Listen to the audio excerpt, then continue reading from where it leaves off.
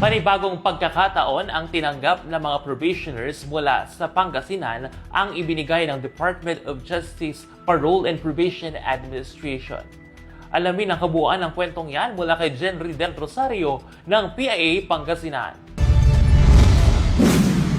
Mas handa nang makabalik sa kanilang pamilya at komunidad bilang produktibo at responsableng mamamayan ang 80 kliyente ng Department of Justice Parole and Probation Administration o DOJ-PPA or Daneta City Parole and Probation Office matapos nilang makumpleto ang mga community-based intervention program ng ahensya. Ginawaran sila ng pagkilala sa graduation ceremony noong Hulyo 14 sa Urdaneta City Sports and Cultural Center kasabay ng pagdiriwang ng ika-50 anibersaryo ng DOJ-PPA. Binubuo ang mga nagtapos ng 69 na benepisyaryo ng iCare o I Am Committed, Accountable, Resilient and Empowered Program at 11 benepisyaryo ng LEAP o Livelihood and Educational Access Program mula sa iba't ibang bayan at lungsod sa Pangasinan. Ayon kay UCPPO Officer in Charge Annabel Rosario, ang pagtatapos sa programa ay simula pa lamang ng mas malaking layunin, ang tuloy-tuloy na pagbabago at responsableng pamumuhay ng bawat kliyente. We are here to help them, pero sila pa rin po ang driver ng kanilang buhay. Sa kanila pa rin po magsisimula ang tunay na pagbabago.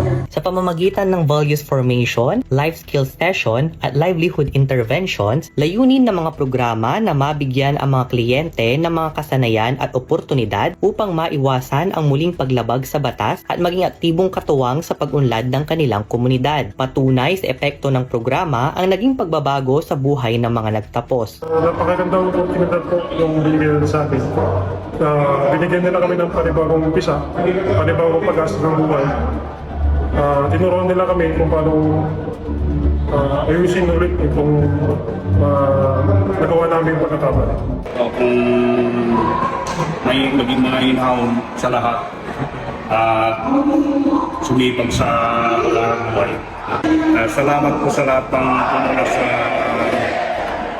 probation. Ipinapakita ng programa na sa pamamagitan ng rehabilitasyon at tamang suporta, nabibigyan ng panibagong pagkakataon ang mga probationer na maging kapaki-pakinabang na bahagi ng kanilang pamilya at komunidad. Mula sa PIA Pangasinan, Jenry Del Rosario, nagbabalita para sa Damdamag, Ilocania.